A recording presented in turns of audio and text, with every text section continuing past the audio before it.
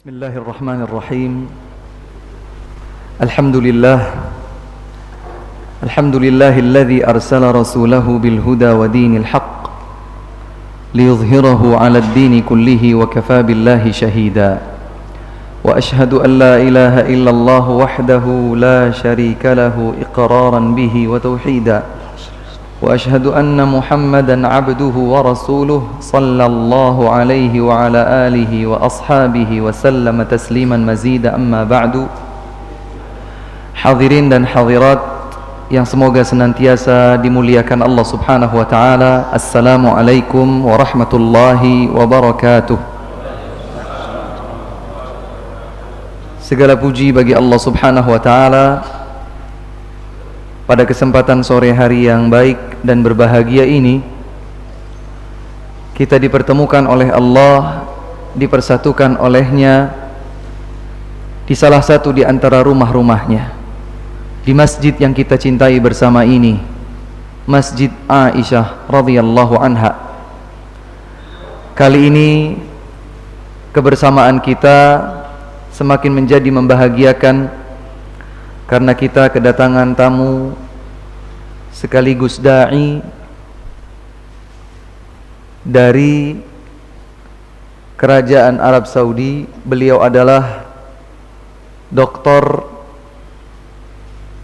Abdul Aziz bin Salih Al-Mutawwa' hafizahullah ta'ala.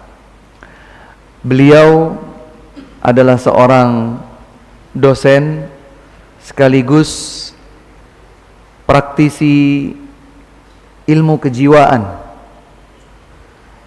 Yang menjadi luar biasa adalah karena Allah Subhanahu wa taala memberikan anugerah kepada beliau untuk memperdalam ilmu nafs, ilmu tentang kejiwaan, namun diambil dari sumber-sumber Islam, yaitu Al-Qur'anul Karim dan sunnah Rasulullah sallallahu alaihi wa ala alihi wasallam. Maka beliau banyak berkonsentrasi dalam bidang tarbiyah. Semoga Allah Subhanahu wa taala memberikan kepada kita semua limpahan taufik dan inayah, sehingga kebersamaan kita di sore hari yang baik ini menjadi kebersamaan yang mendatangkan keberkahan dan menjadi catatan amal salih bagi kita di kehidupan akhirat kelak. Allahumma amin.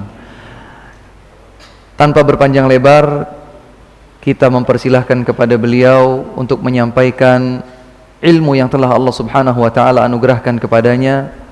Fa'alaihi falyatafaddal mashkuran ma'jura.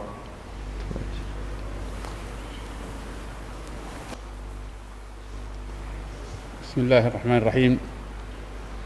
Innal hamdalillah nahmaduhu wa nasta'inuhu wa nastahdihi wa na'udzu billahi min shururi anfusina wa min sayyiati a'malina.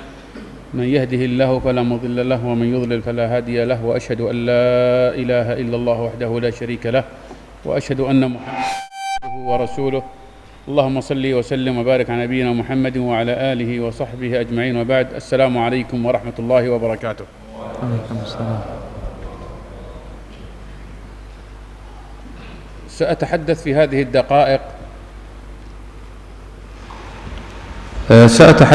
الدقائق عن أمر أزعم أنه مهم جدا. Pada kesempatan yang baik ini, izinkan kami untuk menyampaikan sebuah permasalahan yang aku yakin ini sangat penting. هذا الموضوع هو أسميته بالسهم الرابح. Tema ini kalaulah boleh diberikan judul, maka judulnya adalah anak panah yang sukses. وبالاستثمار الناجح. Sebuah saham yang sukses. ألا وهو تربية الأبناء. Yang aku maksud dengan itu adalah keberhasilan seseorang, kesuksesan seseorang di dalam memberikan tarbiyah kepada putra-putrinya. هل هذا الموضوع مهم بالنسبة لكم؟ Apakah menurut hadirin sekalian permasalahan ini penting untuk kita kaji? طيب. قال عليه الصلاة والسلام: إذا مات ابن آدم انقطع عمله إلا من ثلاث وذكر وولد صالح يدعو له.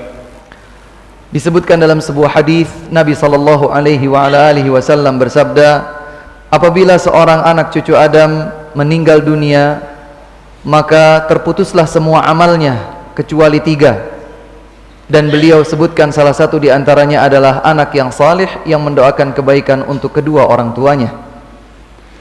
ولذلك سنتحدث في هذا الموضوع ومن خلال ما قام به الأنبياء عليهم الصلاة والسلام في التعامل مع الأبناء. Karena itulah kami akan mencoba untuk mengkaji hal ini sebagaimana dapat dipetik pelajaran-pelajaran berharga dari yang dilakukan oleh para nabi terhadap putra-putri mereka. ولعلي أبدأ بنوح عليه السلام. Aku akan memulai dari Nabiullah Nuh alaihi salam. وإذ نادى نوح ابنه وكان في معزل يا بني اركب معنا قال سآوي إلى جبل يعصمني من الماء قال لا عاصم اليوم من أمر الله إلا من رحم.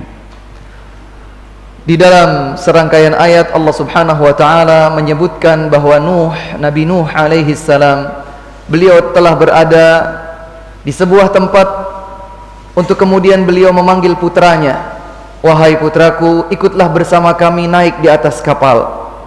Akan tetapi sang anak berkata, aku akan naik ke atas gunung, dan di atas gunung itulah aku akan terselamatkan. Maka kemudian Nabi Nuh mengingatkan, wahai putraku, hari ini tidak ada lagi yang bisa menyelamatkan siapapun kecuali Allah, kecuali yang Allah Subhanahu wa taala rahmati. يدعوه إلى النجاة ويدعوه إلى الحياة فيرفض. Sang ayah yaitu Nabi Nuh mengajak putranya menuju kehidupan, menuju keselamatan, akan tetapi putranya menolak. وإذا انتقلنا إلى الصورة الأخرى والجانب الآخر فهذا إبراهيم عليه السلام يدعو ابنه إلى القتل والذبح فيستجيب. Kalau kita melihat dari sisi yang lain yang berseberangan, lihatlah Nabiullah Ibrahim alaihi salam yang meminta kerelaan putranya untuk disembelih. Namun ternyata sang anak dengan kokoh dan teguh ia mengizinkan sang ayah untuk melaksanakan perintah Allah Subhanahu wa taala. والسؤال لماذا هذا الولد يدعى إلى النجاة فيرفض وهذا الولد أو الابن يدعى إلى الذبح فيقبل ويخضع. Pertanyaan yang menarik adalah bagaimana mungkin yang pertama sang anak diajak menuju keselamatan, kehidupan, akan tetapi dia menolak. Namun di sisi yang lain kita lihat seorang anak yang diajak untuk disembelih justru ia menerima dengan senang hati. نعود إلى الآية وإذ نادى نوح ابنه وكان في معزل يا بني اركب معنا ولا تكن مع الكافرين. معزل أزقاب. قال سآوي إلى جبل يعصمني. معزل يعصمني لا عاصم اليوم وحال بينهما الموج فكان من المغرقين. Kita kembali kepada ayat yang menceritakan tentang kisah Nabi Nuh bersama putranya. Wa idh nada Nuhun ibnahu faqala ya bunayya wa kana fi ma'zil. Dia telah berada di gerbang yang sudah akan memisahkan kondisi mereka. Tapi sang anak berkata, sa'awi ila jabalin ya'simuni minal ma. Enggak, saya akan pergi ke gunung saja yang akan menyelamatkan saya. Akan tetapi sang anak menolak permintaan ayahnya sehingga ia tetap naik ke atas gunung dan ia pun tergolong menjadi orang-orang yang tenggelam. أما إبراهيم عليه السلام فنسمع إلى قول الله جل وعلا فلما بلغ معه السعي قال يا بني إني أرى في المنام أني أذبحك. والسعي هنا أن يسعى الولد مع ابنه في طلب الرزق Adapun kisah yang menjelaskan tentang perjalanan Nabi Ibrahim alaihissalam bersama putranya, kita lihat ayatnya. Allah Subhanahu wa taala mengisahkan, falamma balagha ma'ahu as-sa'ya, pada saat Nabi Ibrahim bersama dengan putranya mencapai as-sa'ya, dan maksud as-sa'ya di sini adalah mencari rizki. Kemudian ternyata Ibrahim diperlihatkan wahyu melalui mimpinya bahwa beliau diperintahkan oleh Allah Subhanahu wa taala untuk menyembelih anaknya, dan sang anak menerima dengan lapang dada. وإذ يرفع إبراهيم القواعد من البيت وإسماعيل. Di dalam ayat yang lain dijelaskan bahwa Nabi Ibrahim membangun Ka'bah bersama putranya, bersama-sama. إذن اتضحت الرؤيا الآن أن ابن نوح ما كان مع أبيه، وأما ابن إبراهيم فكان مع أبيه في طلب الرزق والمشاركة. Bisa kemudian dibandingkan bahwa Nabi Nuh ternyata tidak bersama dengan anaknya, terpisah. Namun Nabi Ibrahim bersama dengan ayahnya di dalam mencari rizki. إذن نفهم من هذه الصورتان أن مشاركة الأبناء مهمة جدا جدا. Dari ini dapat terpahami, hadirin sekalian, bahwa mengajak serta anak-anak kita adalah sesuatu yang sangat penting. فإذا شاركناهم في اللعب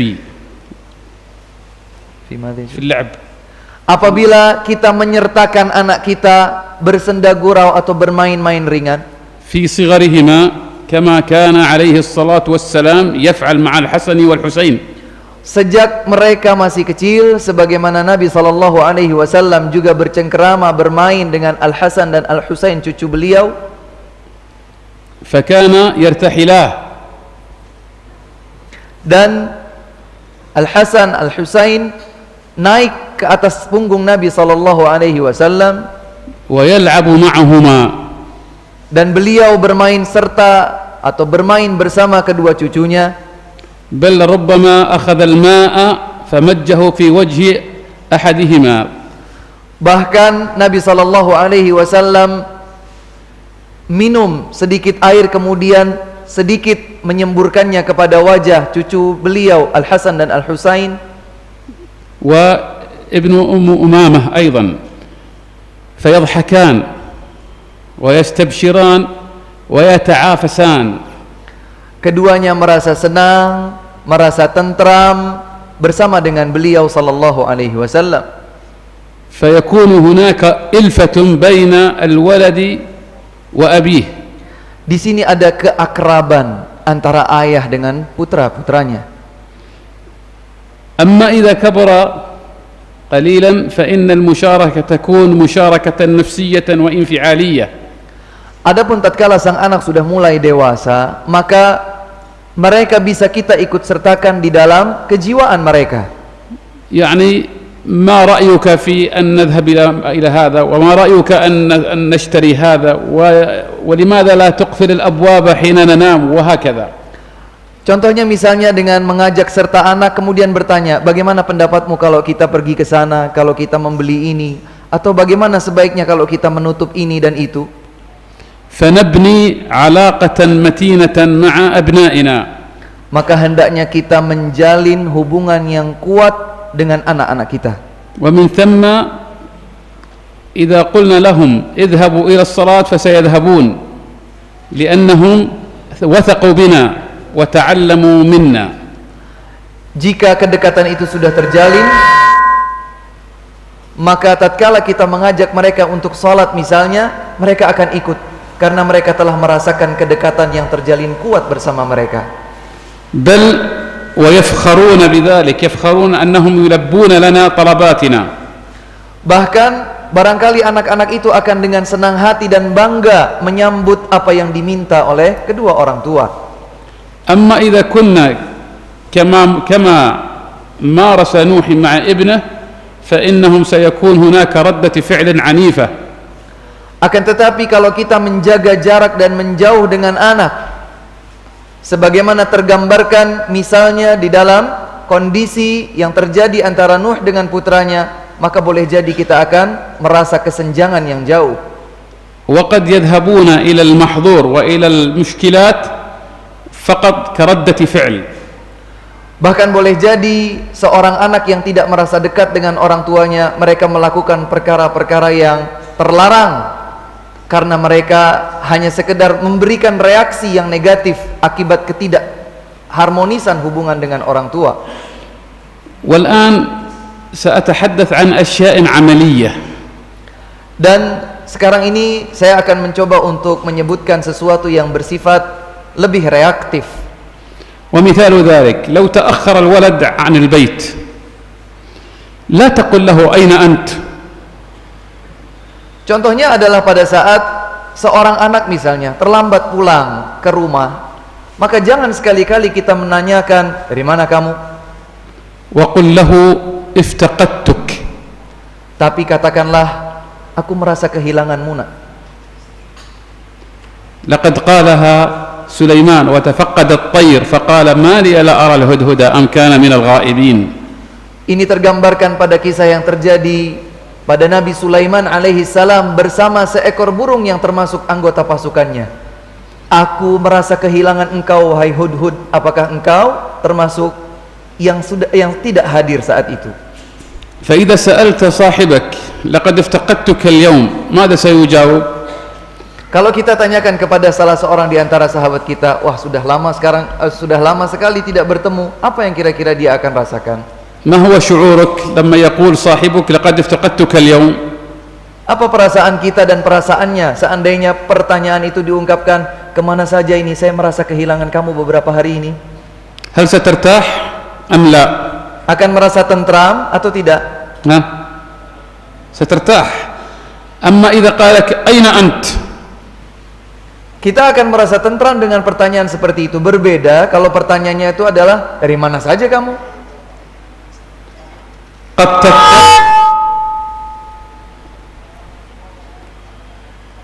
قد تضطر للكذب.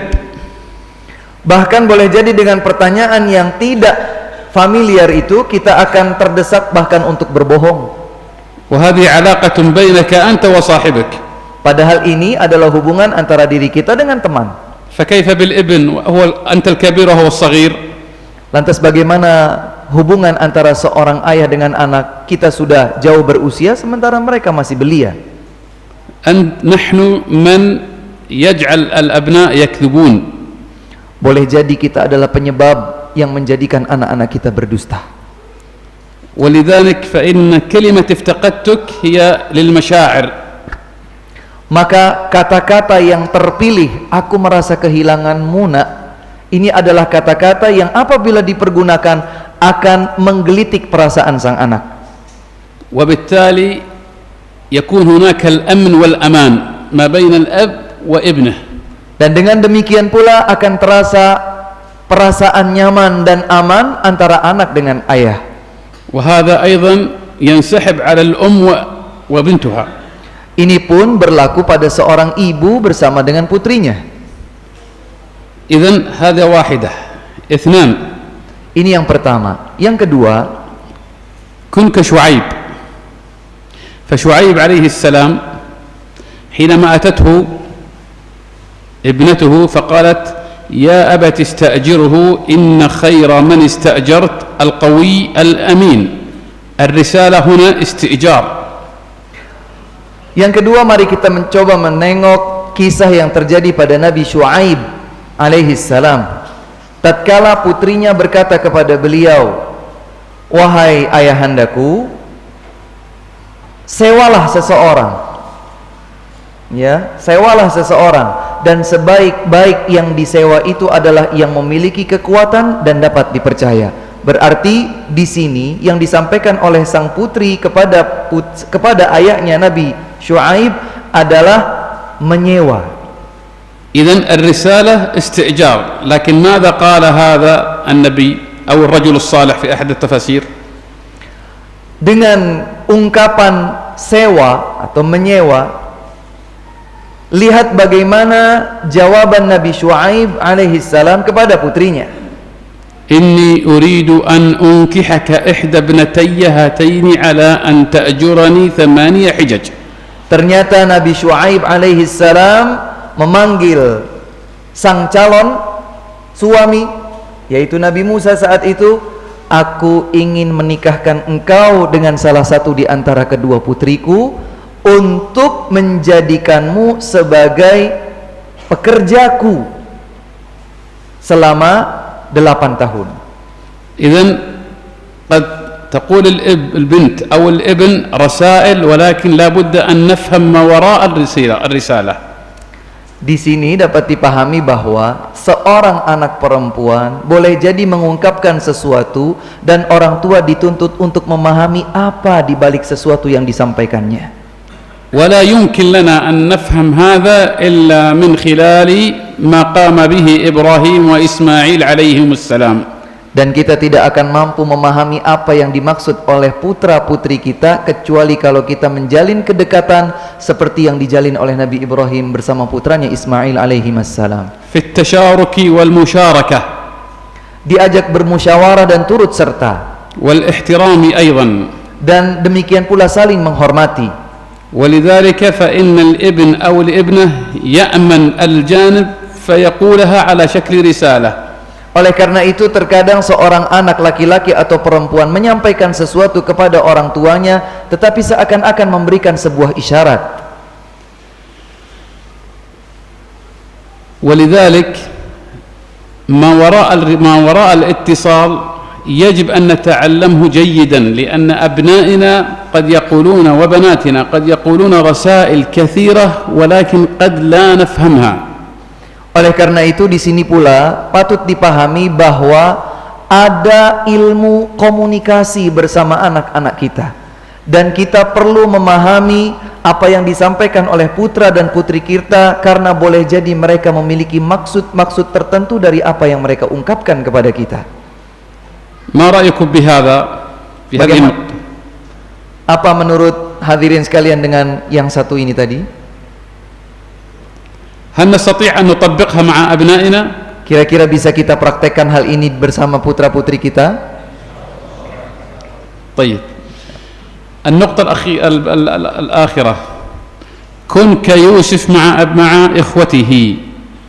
Kemudian yang lain, jadilah engkau seperti Nabi Yusuf bersama saudara-saudaranya. يوسف عليه السلام حينما التقى مع إخوته قال وقد أحسن بي إذ أخرجني من السجن. قد أحسن بي. نعم إذ أخرجني من السجن ولم يقل من البئر. Bagaimana Nabi Yusuf alaihi salam mengungkapkan kepada saudara-saudaranya bahwa dia, maksudnya penguasa Mesir saat itu, telah mengeluarkan aku dari penjara, bukan mengungkapkan telah mengeluarkan aku dari sumur. Pada saat Nabi Yusuf alaihi salam dimasukkan oleh saudara-saudaranya ke sumur, ini adalah sebuah kejahatan yang besar. Tapi Nabi Yusuf alaihi salam tidak mengungkapkan itu, tidak mengorek luka yang disebabkan oleh saudara-saudaranya sendiri. ولم يأتي بالبئر لأن البئر هم من عملوا به وإنما أتى بالسجن فليس لهما دخلا فيه. Nabi Yusuf alaihi salam memilih kata-kata penjara dan bukan memilih kata-kata sumur, karena kalau disebutkan kata-kata sumur tersudutkanlah saudara-saudara Yusuf melakukan kesalahan. Tetapi dengan disebutkan penjara yang ini dilakukan oleh penguasa Mesir saat itu, maka seakan-akan saudara-saudara Nabi Yusuf tidak melakukan kesalahan dalam hal ini. ولذلك حينما يخطئ الولد أو البنت فلنجعل أنفسنا كيوسف لا نأتي بالذي أخطأ به. Oleh karena itu hadirin dan hadirat sekalian, tatkala putra-putri kita melakukan sebuah kesalahan, jadilah kita sebagai Nabi Yusuf, seperti halnya Nabi Yusuf yang tidak langsung memvonis kesalahan itu. ولا نكن كفرعون. Jangan pula kita menjadi seperti Fir'aun. حينما قابل موسى عليه السلام فقال ألم نربك فينا وليدا ولبثت فينا من عمرك سنين وفعلت فعلتك التي فعلت وأنت من الكافرين. Fir'aun berkata kepada Nabi Musa alaihi salam, "Wahai Musa, bukankah kami telah merawatmu bertahun-tahun lamanya? Kami jadikan engkau bisa mapan hidup bersama kami. Tapi kemudian engkau melakukan sesuatu dan kafir terhadap agama kami." Itu kata Fir'aun kepada Nabi Musa. فأخرج له كشف الحساب. Fir'aun seakan-akan melucuti aib dan kekurangan Nabi Musa alaihi salam. وقد نكون كفرعون ونقول ألم نطعمك ألم نلبسك ألم وهكذا. Dan boleh jadi mungkin kita menjadi seperti itu kepada anak-anak kita. Kita berkata kepada anak-anak kita, bukankah bapak dan ibu yang memberikanmu makan, memberikanmu pakaian, memberikanmu fasilitas ini, fasilitas itu? فهنا ماذا سيجيب الولد أو البنت؟ Kira-kira kalau pertanyaan itu diajukan kepada anak-anak kita, apa yang akan mereka jawab kepada kita? سيكون الجواب ما تراه لا ما تسمعه. Jawabannya akan menjadi sesuatu yang kita akan lihat, bukan sekedar kita dengar. فيحاول أن ينتقم منك بتشويه سمعتك وسمعة العائلة. Maka sang anak boleh jadi menjawab dengan cara melakukan perbuatan yang membuat kita malu dan harga diri kita terinjak-injak bahkan di hadapan keluarga. إذن نفهم من هذا أن انحراف الأبناء أو البنات لا قدر الله ليس حبا في الخطيئة. Oleh karena itu hendaklah kita berpikir, kesalahan-kesalahan yang terjadi pada putra-putri kita boleh jadi itu bukanlah kesalahan yang mereka memang senang melakukannya. بل هو ردة فعل طبيعية نحن الذي عملناها وصنعناها. Boleh jadi penyebabnya adalah itu sekedar reaksi atau respon dari kekeliruan sikap kita kepada mereka. وهذا لا يعني أننا نضع الحبل على الغارب. Tetapi bukan berarti ini gebiah uyah buat semuanya.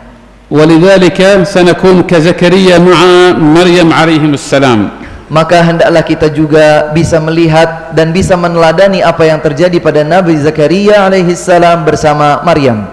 وكلما دخل زكريا عليها المحراب وجد عندها رزقا قال يا مريم أن لك هذا. Lihatlah bagaimana Zakaria setiap kali dia melewati kamar tempat berdiamnya Maryam dan Zakaria melihat adanya makanan yang tersedia di depan kamar Maryam, maka Nabi Zakaria bertanya, "Wahai Maryam, bagaimana mungkin ini ada buatmu?" Wa ain fil mihrab. Di mana itu terjadi? Fil mihrab, di mihrab tempat bersembunyinya Maryam. Fil Masjid Al-Aqsa. Di dalam Masjid Al-Aqsa. Wa hiya salilatul anbiya wa akhtul anbiya. Bahkan Maryam adalah saudarinya para nabi. ولذلك هذه هي المسؤولية التي اتخذها زكريا. Maka Maryam menjadi tanggung jawab yang besar yang dijalankan oleh Zakaria. ولذلك هنا نتحدث عن الرقابة وليس عن التجسس.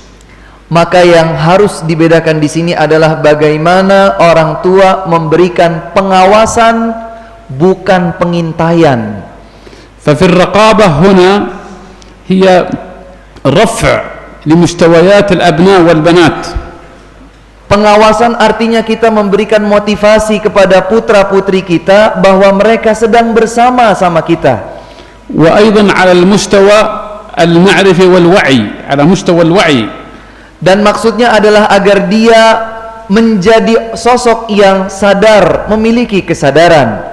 أما التجسس فهو يختلف على مستوى تصيد الأخطاء.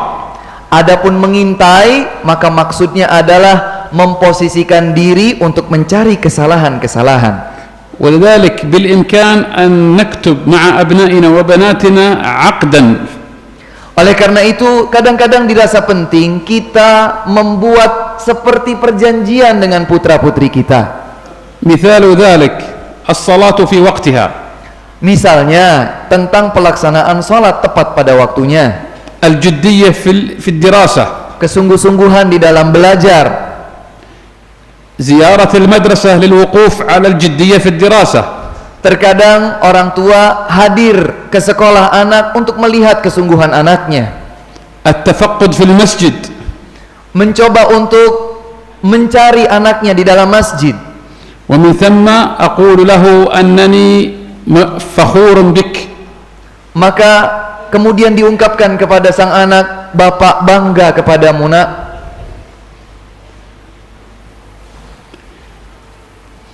بعدها الخطوة التالية. Poin berikutnya, كن كلوط عليه السلام. mana ya, Syekh? لوط. Kemudian jadilah pula kita sebagaimana Nabi Lut alaihi salam. ماذا قال لقومه وهم يعملون الفاحشة؟ Apa yang Lut katakan kepada kaumnya tatkala mereka melakukan perbuatan yang keji? إني لعملكم من القالين. Kata Nabi Lut kepada mereka, sungguh aku terhadap perbuatan kalian adalah yang mengingkari. Aku mengingkari perbuatan-perbuatan kalian. وهو الكره الشديد لهذا العمل. Artinya adalah kebencian yang mendalam terhadap perbuatan mereka. Perlu diingat bahwa perbuatan kaum Nabi Lut adalah laki-laki yang mendatangi laki-laki. فلذلك حينما يخطئ الولد أو البنت فإنني أقول له إني أحبك ولكني أكره عملك. Karenanya ungkapkanlah kepada putra-putri kita tatkala mereka keliru, nak, bapak atau ibu sayang kepadamu, tapi bapak dan ibu tidak suka terhadap perbuatanmu. أما إذا استهدفنا الذات فإن نظرته لذاته ونفسه ستكون سلبية. Kalau kita menyudutkan diri anak-anak kita, maka itu akan menjadi sesuatu yang menjatuhkan dirinya. ومن ثم سيكون سهل أن يصطاده الناس. Dan dampak yang buruk juga dari sikap keliru kita terhadap kesalahan anak-anak kita, maka anak-anak kita akan menjadi mangsa dari dampak buruk masyarakat lingkungan yang berada di sekitar kita. وستكون شخصيته ضعيفة. Dan dia pun, sang anak, akan memiliki kepribadian yang lemah. ولا يستطيع أن يقول لا للأخطاء. Dan anak-anak tidak bisa mengatakan tidak terhadap kekeliruan-kekeliruan di hadapannya. أو لضغط الزملاء والأصحاب. Atau ketika dia ditekan, diintimidasi, disudutkan oleh teman-temannya, dia tidak bisa mengelak. لماذا؟ لأننا استهدفنا ذاته فأصبحت ضعيفة. Kenapa itu terjadi? Karena kita sebagai orang tua seringkali menyudutkan kepribadian anak kita, jadilah dia sosok yang lemah dan tidak memiliki kepercayaan diri. أيضا سأتحدث عن تقنيتان أو ثلاثة أشياء. Demikian pula aku ingin menyampaikan tentang 3 hal yang tidak kalah penting, وهي قصة. yaitu kisah. هناك اختان صغيرتان، بنتان صغيرتان اختلفتا على برتقالة واحدة. Ada 2 anak perempuan yang masih kecil, yang mereka berdua berselisih tentang sebuah jeruk. ثم أتت الأم فأخذت السكين فقسمتها نصفان وأعطت كل واحدة نصف. Ternyata pada saat keduanya berselisih, sang ibu datang, praktis dia menjadikan jeruk itu dibelah menjadi 2, yang satu diberikan kepada putrinya, yang satu lagi kepada putri yang lain. هل الأم عادلة في هذا؟ Apakah sang ibu benar dalam sikapnya ini? Kira-kira benar nggak sikap ibu membelah jeruk itu, langsung diberikan satu buat anak yang pertama, yang satu lagi buat anak yang kedua? Apakah sikap itu benar? عادلة أليس كذلك؟ Adil nggak kira-kira itu? Adil. نص. ولكن تعالوا نرى ماذا عملت. الأخت الأولى أخذت البرتقالة فرمتها وأخذت القشر لأن مطلوب أن تعمل فيه عملا فنيا في المدرسة. Ternyata sikap sang ibu, kita lihat, anak yang besar, anak perempuan yang besar, dia ambil apa yang diberikan oleh ibunya, dia buang isinya, Dia biarkan kulitnya karena ternyata keinginannya untuk mendapatkan jeruk ini adalah untuk tugas di sekolah. فالأم لم تسأل ماذا تريدون في البرتقالة. Ternyata sang ibu tidak bertanya terlebih dahulu kenapa mereka berselisih pada buah jeruk. ولو سألت لأكلت الأولى برتقالة كاملة ولا أكلت الثانية القشران. Seandainya sang ibu tahu apa yang menjadi sebab, niscaya ketika dibelah pun diambil isinya oleh yang memang pengen jeruk, yang satunya lagi cukup mendapatkan kulitnya saja karena memang itu tugas dari sekolah. هل نسأل أبناؤنا ذلك؟ Sekarang coba, apakah kita itu sering bertanya kepada anak-anak kita tatkala mereka ribut?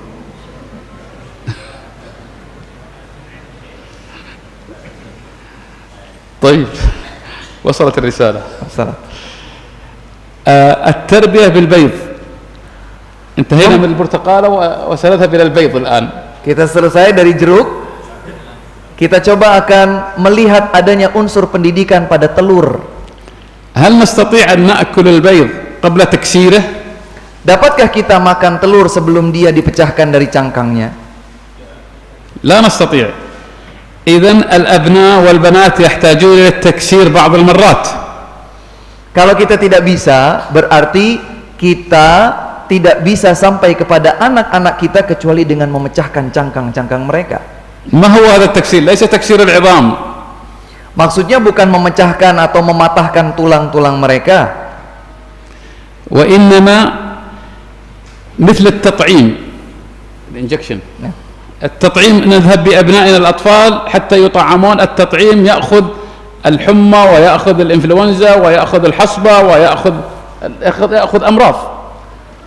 Akan tetapi maksudnya adalah agar anak-anak kita itu seperti diberikan imunisasi, pencegahan terhadap penyakit ini, penyakit itu, dan seterusnya. ولذلك لابد أن يعيش الأبناء الإحباط والقلق والاكتئاب. Karenanya kadang-kadang anak itu memang sedang mengalami kegelisahan, kegundahan, ketakutan, kecemasan, dan seterusnya. حتى تقوى شخصيتهم. Sehingga dengan itu semua menjadi terlatih dan kuatlah kepribadian mereka. مثال ذلك. Contohnya adalah لو الابن الصغير أراد حلاوة من البقالة وأنا أملكها اليوم فأستطيع أن أقول له لا. Kadang-kadang anak kita itu ingin satu permen dari warung. Saya punya permen itu, tapi saya berkata kepada anak tersebut, tidak boleh. حتى يعلم أن ليس كل شيء يريده يحصل عليه.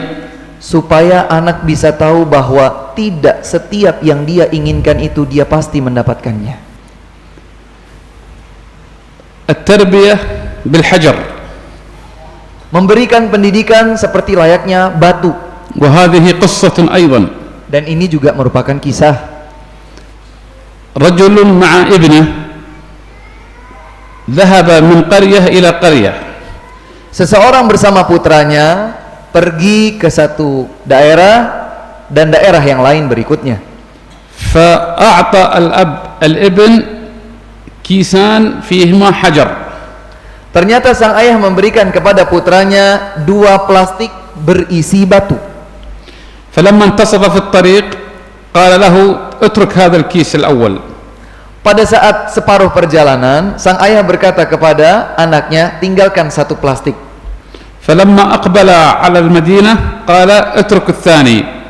Ketika sudah sampai di bibir tempat tujuan, sang ayah berkata lagi kepada putranya, tinggalkan 1 plastik yang satu lagi. فلما وصل المدينة وصل الولد نشيطا. Ternyata ketika sang anak sampai ke kota yang dituju atau daerah yang dituju, ternyata sang anak ini merasa lebih bersemangat. لأنه لا يحمل شيئا. Karena ternyata dia tidak membawa lagi beban 2 plastik berisi batu. الآن سأتحدث وسأختم. لعلكم توضحون شيئا عن الكيسين. أيوة الكيسين أنه لابد أن الولد أو البنت في أثناء التربية وأثناء مثل طلب العلم لابد أن يتحمل لأنه في النهاية سيرتاح. Kisah dari batu tersebut pelajarannya adalah kita terkadang butuh memberikan penjelasan, bimbingan kepada anak-anak kita.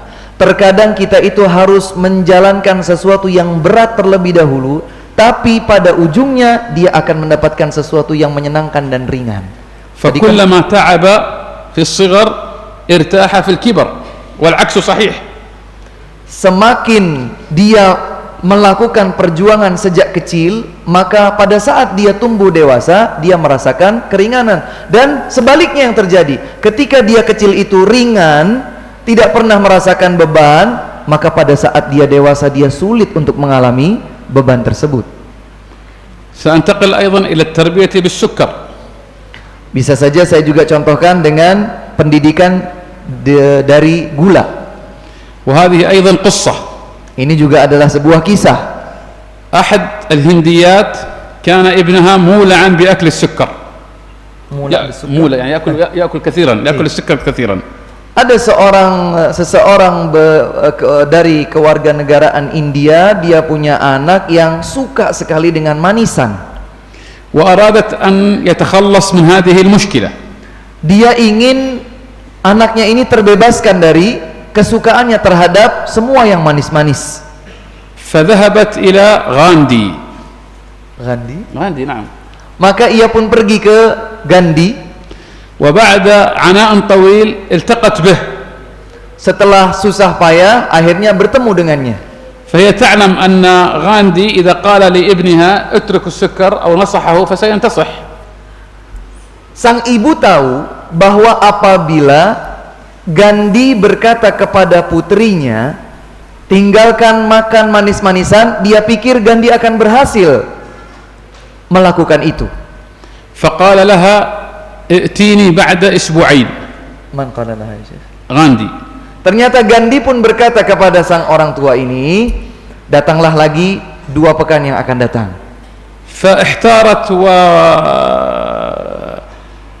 يعني قالت لماذا هذا، لكنني لا أستطيع أن أقول لغاندي لا. Maka ia pun berkata, baiklah, tapi bingung dia, kenapa kok Gandhi berkata kepada saya hanya kembalilah nanti setelah 2 minggu. وبعد أسبوعين أتت بالولد فقال له لا تأكل سكر. Ternyata setelah 2 minggu dia, sang ibu ini datang lagi kepada Gandhi dengan membawa serta putranya, kemudian barulah berkata jangan makan manis-manisan. فقالت له لماذا لم تقولها في اليوم الأول. Maka ternyata sang anak bertanya-tanya kepada ibunya, Bu, kenapa nggak ngomong dari kemarin sih, suruh berhenti makan manisannya? فقال إنني جلست أسبوعين لا أكل السكر. Sesungguhnya Bu, saya sudah 2 minggu ini nggak makan manis-manisan. أتأمرون الناس بالبر وتنسون أنفسكم. Dibacakan ayat Allah Subhanahu wa taala, apakah kalian memerintahkan sesuatu yang baik sementara kalian melupakan diri kalian sendiri? ولذلك ممكن أن نقول لأبنائنا لا تكذب وممكن يسمعون منا الكذب. Oleh karena itu jangan sampai kita memberikan pendidikan yang terbalik. Kita melarang anak kita untuk berdusta, tapi kita sendiri ternyata melakukannya. ولذلك لا بد أن نكون قدوة لأبنائنا فإن أعينهم علينا. Maka hendaknya kita juga memberikan keteladanan yang indah kepada putra-putri kita, karena kita adalah mata bagi mereka. وسأختم بحبيبنا عليه الصلاة والسلام. Di mana ya, Syekh? بالرسول عليه الصلاة والسلام. Dan sebagai ujungnya saya akan membawakan kisah Nabi sallallahu alaihi wasallam في تعامله مع الشاب. Bagaimana beliau berinteraksi dengan seorang pemuda. أتى الشاب إلى الرسول صلى الله عليه وسلم فقال يا رسول الله ائذن لي بالزنا. Seorang pemuda datang kepada Nabi sallallahu alaihi wasallam dan berkata, wahai Rasulullah, izinkan aku untuk berzina. أولا لماذا أتى الشاب إلى الرسول صلى الله عليه وسلم. Pertanyaan pertama adalah mengapa pemuda itu datang kepada Nabi sallallahu alaihi wasallam? الجواب: ولو كنت فظا غليظ القلب لانفضوا من حولك.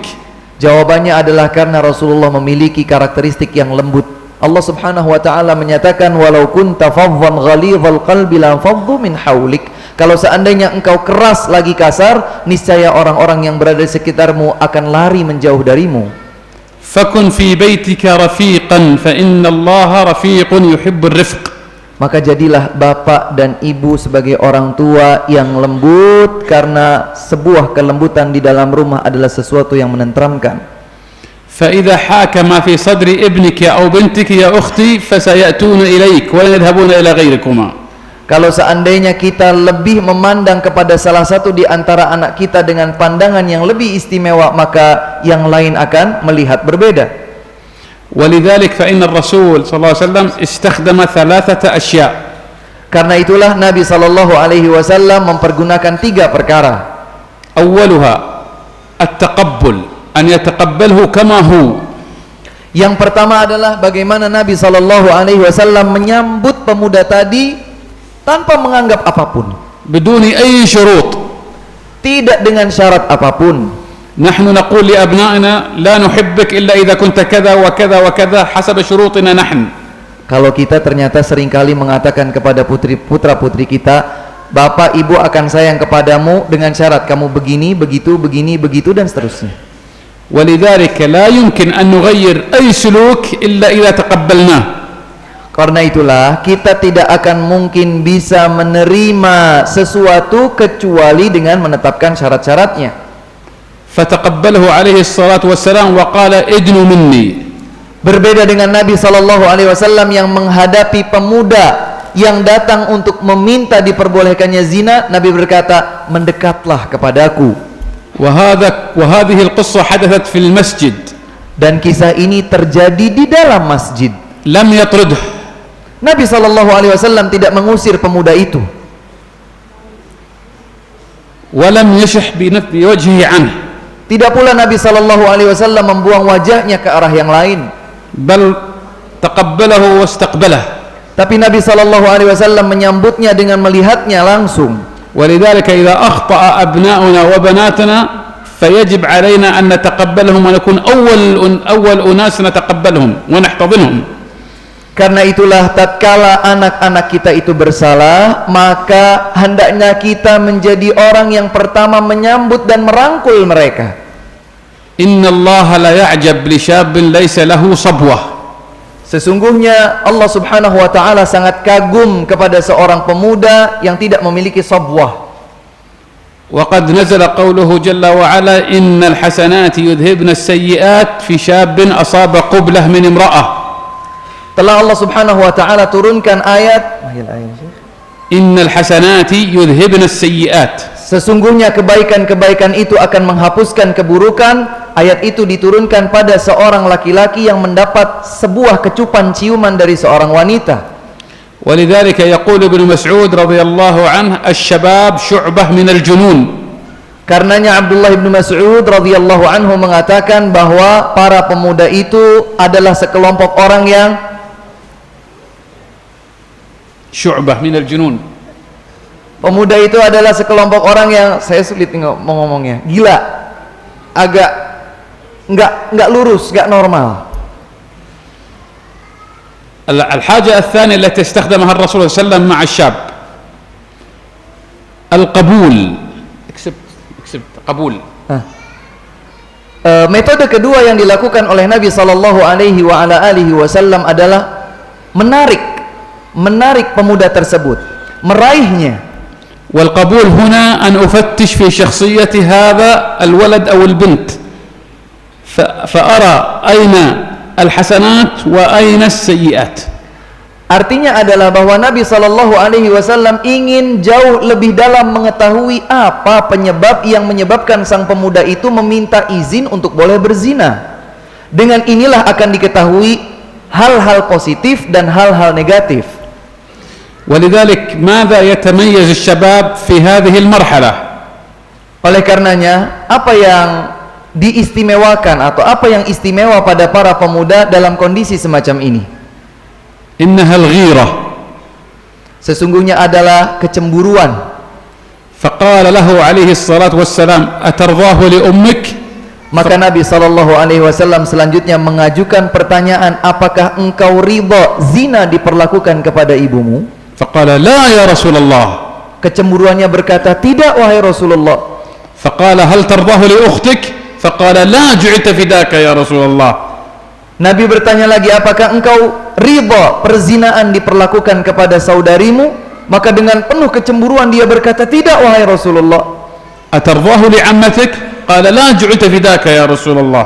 Kemudian Nabi bertanya lagi, apakah engkau ridha zina itu diperlakukan kepada bibimu? Maka dia pun berkata, tidak demi Allah wahai Rasulullah, tidak. فقال فإن الناس لا يرضونه لبناتهم أو لعماتهم أو لأخواتهم. Selanjutnya Nabi SAW meluruskan, maka kata beliau, zina itu tidak ada seorang pun yang ridha zina diperlakukan kepada ibunya, anak perempuannya, saudarinya, bibinya, dan seterusnya. ومن ثم وضع يده الشريفة على كتفه ودعا له فقال اللهم اغفر ذنبه وحصن فرجه. Dan Nabi SAW meletakkan tangannya yang mulia kepada bahu pemuda tersebut dengan berdoa, ya Allah, berikan hidayah kepada hatinya dan jagalah ia agar tetap menjaga kehormatannya. ونستفيد أيضا الثالثة وهي التكريم والتقدير. فقد قدره صلى الله عليه وسلم حينما قال له ادنو مني وحينما وضع يده الشريفة على كتفه. Demikian pula metode yang semestinya kita lakukan adalah kita tetap memuliakan anak-anak kita yang melakukan kesalahan. Lihat bagaimana Nabi SAW meminta pemuda itu untuk mendekat, dan bagaimana Nabi SAW menyentuhkan tangannya kepada pemuda tersebut. ولذلك فقد عمل الرسول صلى الله عليه وسلم أنه رفع المشاعر الزنا شهوة. Karenanya Nabi SAW di sini seakan mengangkat kedudukan sang pemuda, padahal pemuda itu sedang diliputi syahwat zinanya. إلى الرأس في الأفكار. Sampai kepada akal pikirannya. لأنه قال له أترضاه لأمك ففكر فقال لا. Dari perasaan ditarik ke pikiran, kemudian Nabi SAW sampai bertanya, ridha kamu kalau zina diperlakukan kepada ibumu, kepada bibimu, kepada putrimu, kepada saudarimu? ثم ربطه بالمجتمع فقال إن الناس لا يرضونه لأمهاتهم أو أخواتهم. Selanjutnya, setelah dari perasaan itu ditarik ke akal pikiran, dia pun diajak untuk berpikir tentang lingkungan. Tidak ada satu manusia pun yang ridha zina diperlakukan kepada ibunya, kepada saudarinya, dan seterusnya. وأما الملامسة ووضع اليد على الكتف فهي شيء عظيم جدا. Adapun tatkala Nabi SAW meletakkan tangannya yang mulia di bahu pemuda tersebut, maka ini adalah sesuatu yang sangat luar biasa. ولذلك حينما نبدأ نتلامس مع أبنائنا ستكون هناك إشارات إيجابية فيما بيننا. Karenanya, Bapak dan Ibu sekalian, tatkala kita mendekat, merangkul putra-putri kita, maka akan terjadi komunikasi yang baik, kedekatan yang baik antara kita dengan anak-anak. وفي كثير من المحاضرات أسأل الآباء كم مرة حضنت ابنك. Dalam banyak kesempatan aku bertanya kepada hadirin, utamanya kepada para bapak, berapa kali bapak merangkul anaknya? وأنني أعرف الجواب. Dan beliau mengetahui jawabannya. ألا تعلمون أن الحيوانات أجلكم الله حينما تولد لماذا الأمهات تلعقها تلحسها؟ Padahal coba kita cermati, perhatikanlah, mohon maaf, hewan pada saat betina melahirkan anak-anaknya, kenapa mereka menjilat-jilat anaknya? لأنها إذ لم تلعقها تموت. Karena sang induk tahu kalau dia tidak menjilat-jilat anaknya, ada kemungkinan kematian terjadi pada anaknya. فالتلامس يحيي الجهاز العصبي. Ternyata melalui sentuhan akan aktiflah syaraf motorik yang ada. ولذلك جاء في الحديث إذا تصافح المؤمنان تحاتت ذنوبهما كما تحات أوراق الشجر. Dan yang menguatkan hal ini adalah hadis tatkala Nabi SAW menganjurkan kita untuk saling berjabat tangan. Melalui jabat tangan ini akan tergugurkanlah dosa-dosa. ولم يصافح الرسول امرأة قط غير محرمة. Dan Nabi SAW tidak berjabat tangan dengan wanita yang bukan mahramnya. ولذلك يجب أن نحضن أبناءنا وأن نطبطب عليهم وأن نتشارك معهم وأن نتحدث معهم. فإذا تحدثنا معهم كانت التربية سليمة وجميلة. Maka hendaklah setiap orang tua, utamanya adalah ayah, berusaha untuk mendekat kepada putra-putri mereka, merangkul mereka, meraih mereka, mengusap-ngusap mereka, melakukan kontak komunikasi dengan mereka, karena ini menjadi sesuatu yang penting dalam unsur tarbiyah.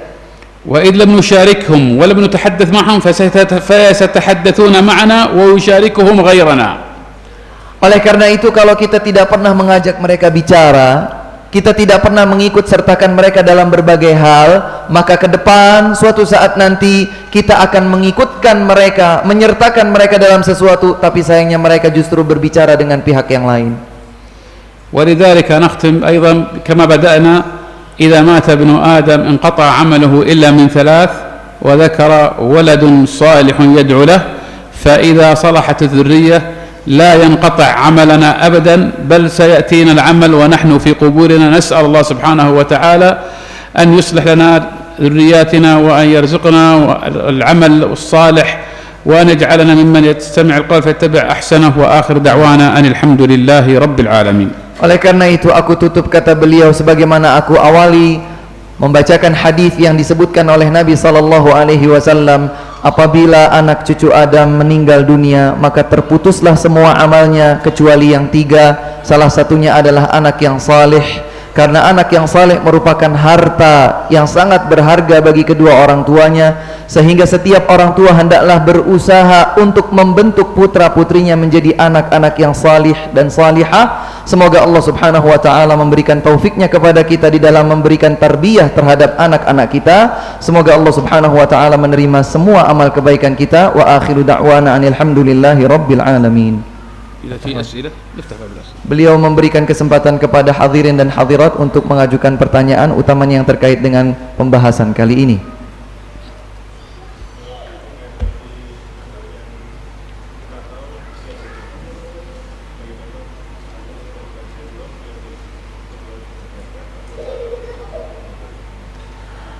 يقول الشيخ: ما الطريقة نقابل أو نواجه أبناءنا الكاذبين؟ على سبيل المثال سألناه: هل تعلمت؟ يقول: تعلمت، مع أننا علمنا يقينا أنه لم يتعلم. نعم، أولا الابن لا يكذب إذا كان الجو أمان، فهم يكذبون حينما يكون هناك خوف من العقاب. Yang pertama yang patut kita ingat, bahwa anak itu tidaklah berbohong kecuali dia sedang merasa tidak aman. Apa yang dia rasakan? Dia merasa ketakutan akan sebuah hukuman. ولذلك فإن من أسماء الله المؤمن، والمؤمن الذي يأمن الناس جانبهم منه.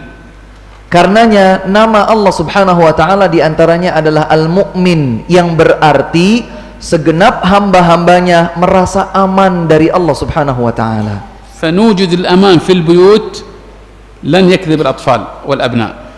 Kalau kita bisa mewujudkan rasa aman di dalam rumah, maka insya Allah anak-anak kita tidak akan terdorong untuk berbohong. وأيضا لابد أن نعلم أن الخطأ سمة في الإنسان. Kemudian yang kedua adalah hendaknya kita menyadari bahwa yang namanya keliru itu adalah sifat bawaan setiap manusia. كما جاء في الحديث كل ابن آدم خطاء وخير الخطائين التوابون.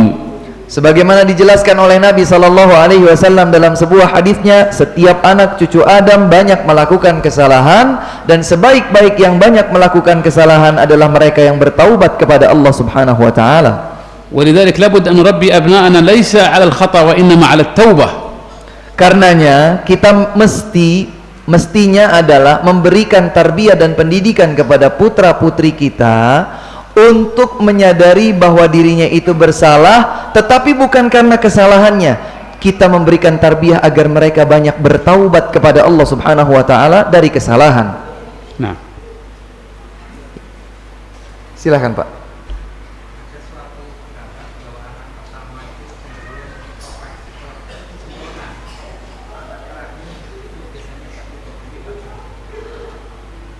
بعض الناس يقولون أن الابن الأول أو الولد الأول يكون أحسن من إخوته الصغار، والأخير غالبا يكون يعني مدلل. هذا وضع طبيعي، لأن التربية ليست نزهة، التربية فيها صعوبة، وبالتالي أيضا هناك معاكسة ما بين أن الإنسان يكبر والابن يكبر أيضا. فكلما كبر الإنسان بدأ يتنازل عن بعض الأشياء يعني صعوبة تعامله، لانشغاله بنفسه. ولكن المهم جدا، وهذا بالتجربة، أنه حينما يكون الأبناء الكبار صالحين فإن الأبناء الصغار سيتعلمون منهم ولن يتعلمون منك.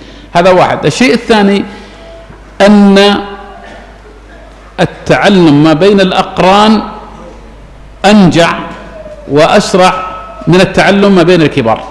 فأنت حينما أتى ابنك كنت في سن يعني ليس بعيدا عنه، ولكن حينما يأتي الأخير وعمرك في 50 وال60 فيكون الفرق كبير جدا بينكم. نعم.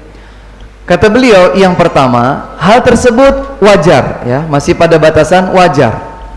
Kemudian yang kedua, kata beliau, memberikan tarbiyah kepada anak itu bukanlah sesuatu yang selalu menyenangkan. Dia adalah tantangan, ada kesulitan. Dan satu hal yang tidak boleh kita lupakan adalah ketika anak yang pertama dia tumbuh kembang, kemudian muncul anak yang terakhir misalnya, ini sudah menjadi batasan yang berbeda. Anak yang pertama semakin menjadi dewasa dengan fase tersendiri, sementara anak yang baru atau yang kecil ini, dia pun menjadi anak yang sesuai dengan fasenya. Oleh karena itu keberhasilannya adalah dengan kita mengetahui masing-masing kebutuhan fase tersebut. Ada pertanyaan yang lain? Silahkan. Barangkali ada pertanyaan juga dari yang putri, silahkan. Ada pertanyaan tertulis.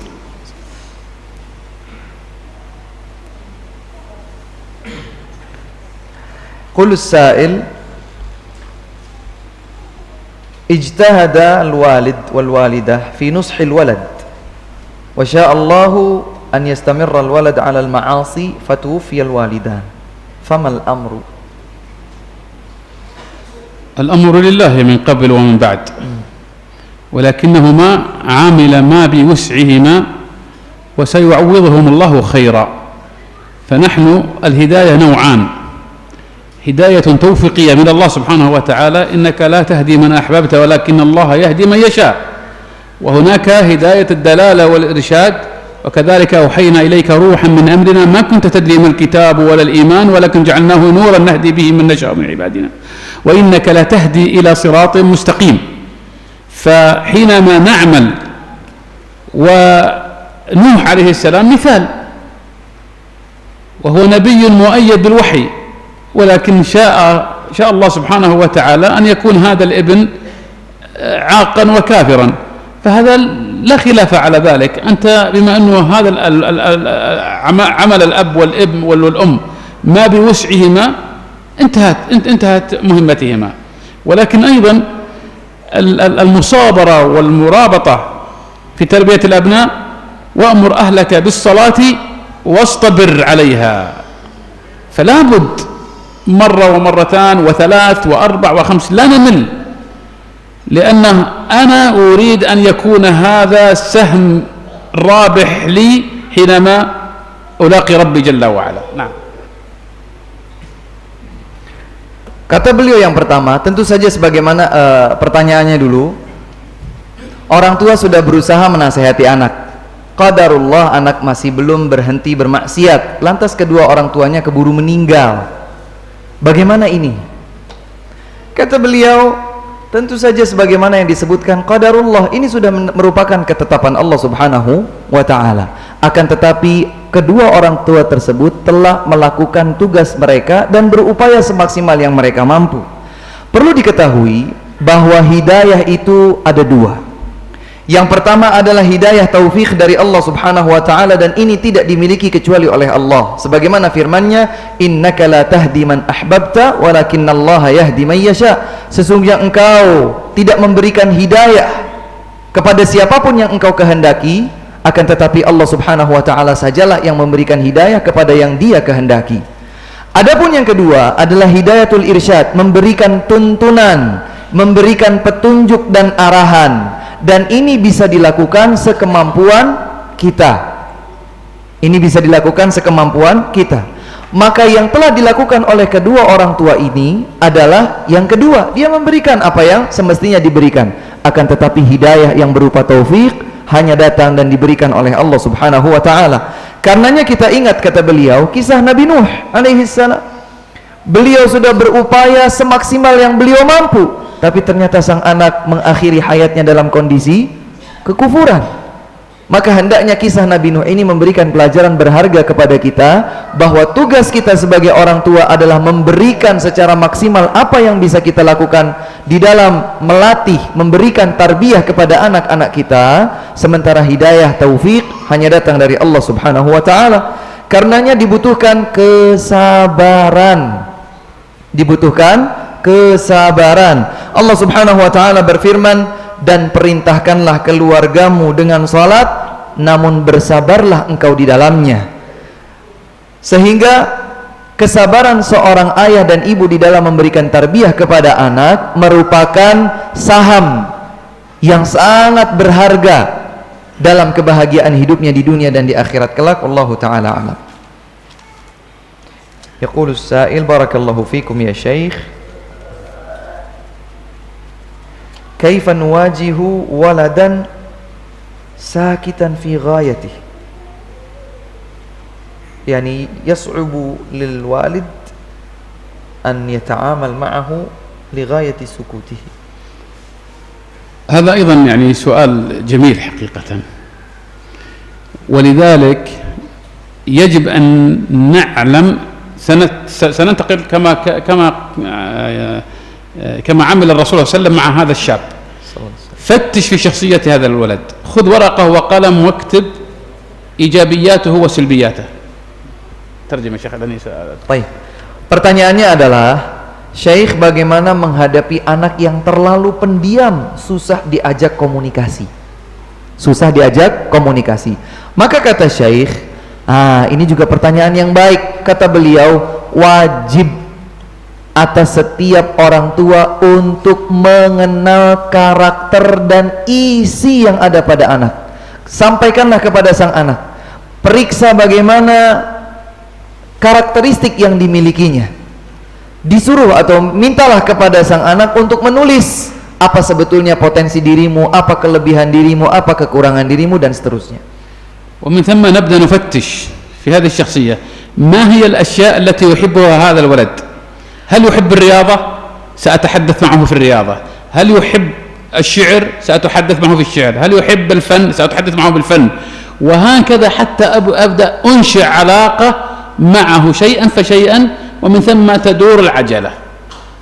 Di dalam menjalin komunikasi dengan sang anak, periksa apa yang dimiliki oleh sang anak. Ketika sang anak misalnya dari jawaban pertanyaan kita itu, dia mengungkapkan bahwa anak atau dirinya menyukai olahraga, maka berkomunikasilah dengan sang anak melalui olahraga.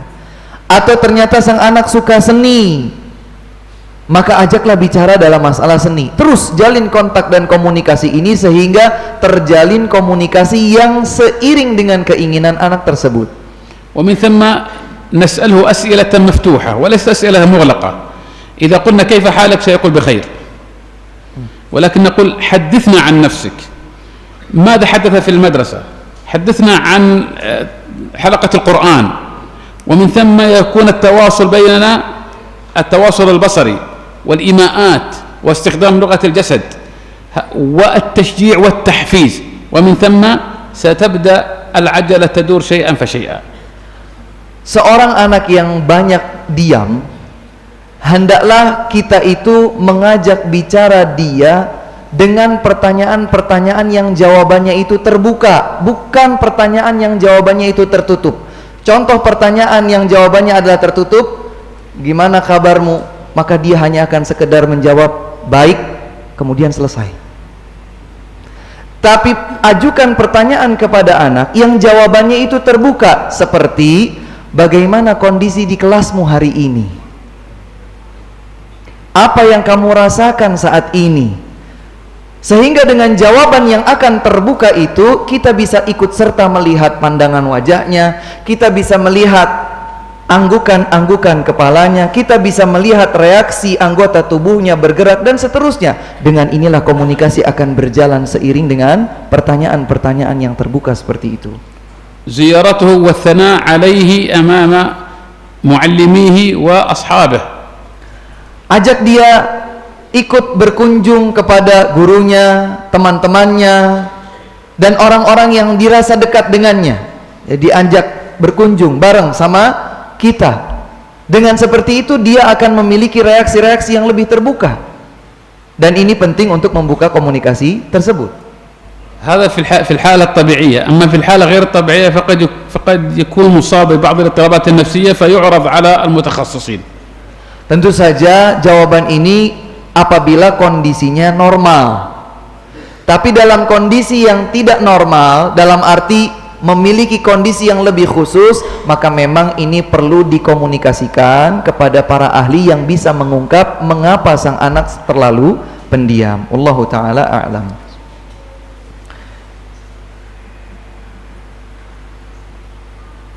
Hal yajuzu lil walid an yuhaddid طموحات فيما يتعلق بطلب العلم الشرعي من أجل خيره المستقبل.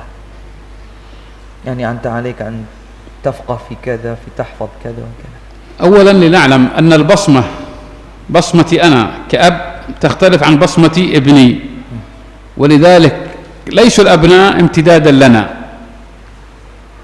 نعم.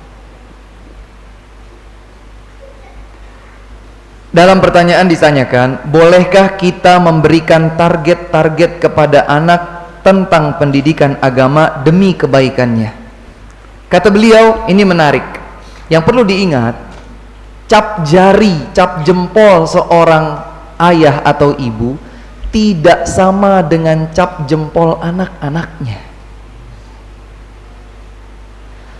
Anak itu bukan harus kepanjangan dari kita, tidak harus menjadi kepanjangan dari kita. أيضا الذي أنا فشلت فيه فليس هو ملزم أن ينجح فيه. Kemudian yang harus juga diingat, tidak setiap sesuatu yang kita gagal mewujudkannya pada diri kita, maka anak kita harus berhasil di dalamnya. Tidak setiap kegagalan yang kita alami pada diri kita, maka anak kita harus berhasil mewujudkannya. Tidak setiap hal itu. فكل مخلوق خلق لما يسر له، ولذلك فإن الجوال الآن نشتري الجوال الهاتف، لو شرينا أي نوع اثنان فسيكونان زي بعض مثل يعني. ولكن بعد أسبوع سيختلف هذا الجوال عن هذا الجوال لأنه فيه أرقامي وأغراضي وأنت فيه أرقامك وأغراضك. Kata beliau, ingatlah bahwa segala sesuatu itu akan menjadi mudah sesuai dengan ketetapan penciptaannya dari Allah Subhanahu wa ta'ala. Ada sebuah analogi yang barangkali tepat. Kata beliau, seandainya kita membeli dua handphone yang sama persis di hari atau di waktu yang sama, dari tempat yang sama dengan kualitas yang sama, yang satu dipakai oleh beliau, yang satu dipakai oleh saya, tunggu selama 1 pekan, apakah kondisinya akan persis menjadi sama? Belum tentu, karena penggunaan beliau dengan penggunaan saya belum tentu sama. Yang disimpan di dalam handphone beliau dengan yang disimpan di dalam handphone saya belum tentu sama. Maka jangan selalu mengharapkan sesuatu yang sama pada dua hal yang berbeda. ولذلك كن كمحمد صلى الله عليه وآله وسلم في تعامله مع أصحابه، فهو يعلم حينما يفتش عن الشخصية، فإن خالد بن الوليد لم يكن راويا للحديث وإنما كان مقاتلا مجاهدا، وحسان بن ثابت لم يكن قائدا وإنما كان شاعرا، وهكذا. فالأبناء كالأصابع ليست متساوية. Naam. Oleh karena itu kata beliau, teladanilah Rasulullah sallallahu alaihi wasallam saat berinteraksi dengan para sahabatnya radhiyallahu anhum. Lihatlah Khalid ibn Walid radhiyallahu anhu. Rasulullah sallallahu alaihi wasallam tidak memperlakukan Khalid ibn Walid sebagai ahli periwayatan hadis. Tapi Khalid ibn Walid diposisikan sebagai panglima perang. Hassan ibn Thabit radhiyallahu anhu, beliau memiliki kepiawaian dalam hal syair bahasa Arab. Maka Hassan ibn Thabit tidak diposisikan oleh Nabi SAW seperti halnya panglima perang, tetapi diposisikan sesuai dengan apa yang menjadi potensi dan kapasitas dirinya. Seperti itulah semestinya orang tua pandai mengungkap apa yang ada pada anaknya, sehingga memperlakukan mereka sebagaimana yang Allah subhanahu wa ta'ala ciptakan pada mereka. Fi soal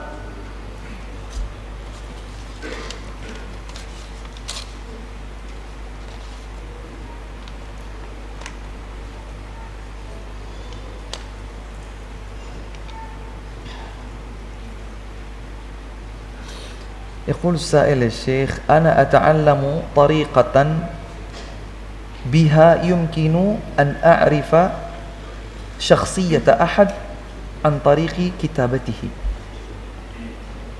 إذا كان الشخص يكتب نوعا من الكتابة يعرف أن شخصيته كذا، بنوع آخر يعرف شخصيته كذا، يعني يناسب نوعية كتابته. هل يقول السائل هل هذا العلم يجوز لي أن أستمر فيه أو لا؟ أولا أنا لست مفتيا، ولكني أعلم أن قراءة الخط هذه من الخرافات، وأنا متخصص في علم النفس، فهذه من الخرافات التي يعني يروجها المدربون مثل الNLP واليوغا وما إلى ذلك. هذه كلها خرافات لم تثبت علميا، وأنا أكاديمي في جامعة علمية. Yang pertama, saya memang bukan seorang mufti kata beliau, tapi saya menekuni berbagai ilmu yang terkait dengan kejiwaan. Sepanjang yang saya tahu, kalau seseorang itu merasa bisa mempelajari sebuah metode sehingga melalui tulisan bisa ditebak, oh karakter penulisnya adalah A. Nah, jadi sang penanya ini bertanya tentang, saya mempelajari ilmu bisa membaca karakter orang dari bentuk tulisannya. Jadi bentuk tulisan seseorang saya bisa membaca, oh karakteristik penulis ini adalah pemarah dan seterusnya. Kata beliau, saya bukan seorang mufti, tapi saya adalah seorang praktisi yang berkecimpung sekian lama di dalam ilmu kejiwaan. Sepanjang yang saya tahu, ilmu tadi dikhawatirkan adalah ilmu yang terkait dengan khurafat. Ilmu yang terkait dengan khurafat, karena tidak terbukti secara ilmiah kepastian ilmu tersebut. نعم، هذه ليست يعني ليست قاعدة علمية. ممكن أن تكون هناك مؤشرات ولكنها لا تخضع للإطار العلمي المعترف فيه دوليا. Kata beliau, mungkin bisa diketahui dengan beberapa percobaan dan seterusnya, tetapi tidak bisa dijadikan sebagai ilmu yang seakan pasti dan dapat dipelajari. Untuk memastikan karakteristik seseorang melalui bentuk tulisannya, ini sesuatu yang tidak pasti. Namun mungkin saja bagi sebagian orang bisa memahami sebagian darinya. Allahu ta'ala alam.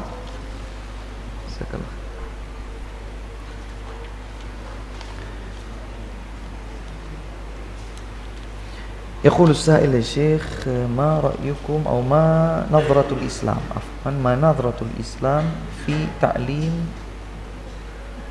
seksualitas اللي هي المعاملة الجنسية يعني يربي الأبناء وهم شباب طريقة أو الثقافة تتعلق ب يعني علاقة الرجال والنساء وكذا. فهمت. هناك فرق بين الثقافة الجنسية والتربية الجنسية. Penanya bertanya bagaimana pandangan Islam tentang pendidikan seksualitas untuk anak remaja. Kata beliau, harus dibedakan antara wawasan seksualitas dengan pendidikan seksualitas. الثقافة الجنسية تبثها القنوات غير الإسلامية أو من تريد هدم الإسلام. Wawasan seksualitas dimunculkan oleh musuh-musuh Islam atau yang berharap kehancuran Islam. أما التربية الجنسية فهي تعطي البنت والولد الحصانة والقوة.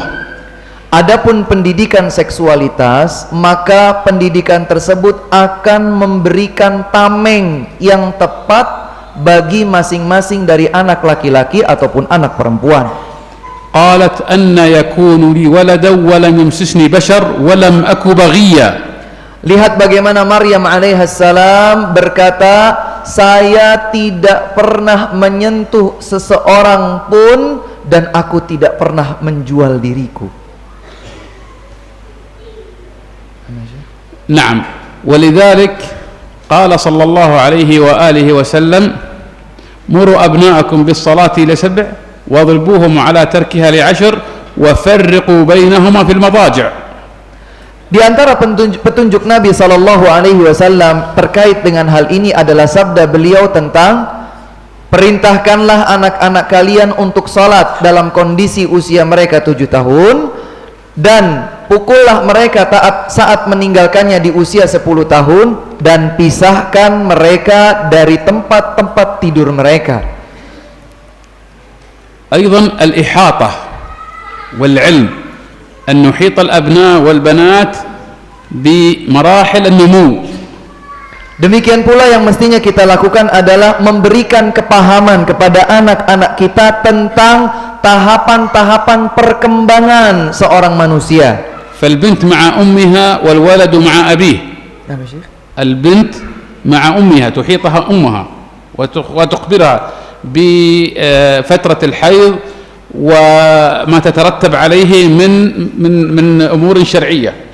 Oleh karena itu, tugas seorang ibu adalah merangkul putrinya, memberikan pendidikan yang tepat bagi mereka, seperti misalnya mengetahui kapan seorang wanita itu akan mengalami haid dan seterusnya yang terkait dengan kewanitaan mereka. وكذلك الأب ولن يتأتى هذا إلا حينما يكون كإبراهيم. وكذلك الأب لابد أن يحيط أبنائه بالبلوغ وما يترتب عليه من غسل وعدم مس المصحف ودخول المسجد وما إلى ذلك. Maka demikian pula dengan seorang ayah yang tertuntut untuk menjalin kedekatan dan memberikan pendidikan kepada putra mereka tentang fase tumbuh kembang manusia, dan ini tidak mungkin terjadi kecuali apabila mereka menjalin komunikasi dan kedekatan dengan anak seperti yang pernah dijalin oleh Nabi Ibrahim alaihissalam bersama putranya Ismail alaihissalam. ولذلك حينما نحيط الأبناء ونتجه الاتجاه الإيجابي كما جاء القرآن حينما سمى هذه المرحلة مرحلة السعي، أي أن يسعى الولد مع ابنه، وليست مرحلة المراهقة التي هي أصبحت وصمة. نعم. Oleh karena itulah fase-fase itu disebutkan sebahagiannya di dalam Al-Quran. Disebutkan misalnya tadi pada kisah Ismail alaihissalam disebut as-sa'i, artinya berupaya. Ini adalah fase yang tidak sama dengan sebelum atau sesudahnya. ولذلك حينما يبلغ الشاب هو إذانا بأنه أصبح رجلا. Memberitahukan kepada seorang anak laki-laki pada saat dia telah akil baligh, maka kita memberitahukan kepadanya bahwa kamu sudah menjadi laki-laki dewasa, nak. أما أن يكون الأبناء والبنات في موضع يثير الغرائز فهذا ما تردده القنوات الفضائية. Adapun menjadikan anak laki-laki dan anak perempuan justru terangsang melalui media-media audiovisual sebagaimana yang banyak terjadi, ini justru akan merusak mereka. ووصية الرسول صلى الله عليه وسلم للشباب من استطاع منكم الباءة فليتزوج وإن لم يستطع فعليه بالصيام فإن له به وجاء. Dan Nabi SAW berpesan, barang siapa di antara kalian, wahai para pemuda, telah mampu untuk menikah, hendaklah ia segera menikah. Kalau tidak mampu, maka hendaklah berpuasa, karena dengan berpuasa akan terbentuk tameng bagi dirinya. Akhir soal, Syekh.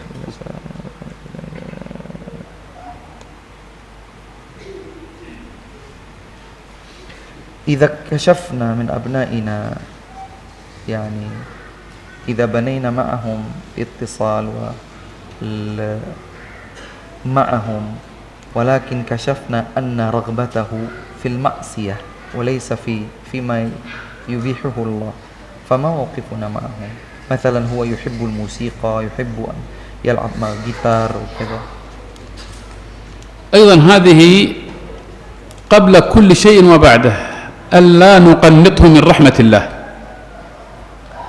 Ada pertanyaan yang terkait apabila sebagai orang tua yang menjalin komunikasi hubungan baik dengan anak lebih dekat, akan tetapi ternyata terungkap bahwa anak memiliki keinginan atau minat yang ternyata dilarang di dalam syariat, maka apa sikap kita? Kata beliau, yang perlu kita ketahui bersama adalah kita harus menyampaikan kepada anak bahwa setiap manusia tidak boleh berputus asa dari rahmah Allah Subhanahu wa taala.